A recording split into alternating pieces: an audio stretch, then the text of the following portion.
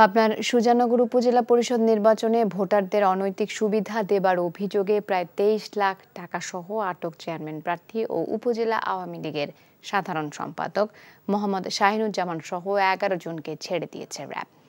আটকের 12 ঘণ্টা পর দুপুরে তাদের ছেড়ে দেওয়া হয়। এর আগে গতকাল গভীর রাতে উপজেলার চর ভবানীপুর গ্রাম থেকে 22,82,000 টাকা সহ তাদের আটক করা হয়। এ খবরে শাহিনুজ্জামানের সমর্থকরা সুজানগর থানা এলাকায় বিক্ষোভ শুরু করেন। র্যাবের কমান্ডার এহতেশামুল হক খান বলেন, শাহিনুজ্জামানকে জিজ্ঞাসাবাদ করা হয়েছে। জব্দকৃত টাকা নির্বাচনী ব্যয়ের সীমার মধ্যে থাকায় আটককৃতদের ছেড়ে দেওয়া হয়েছে।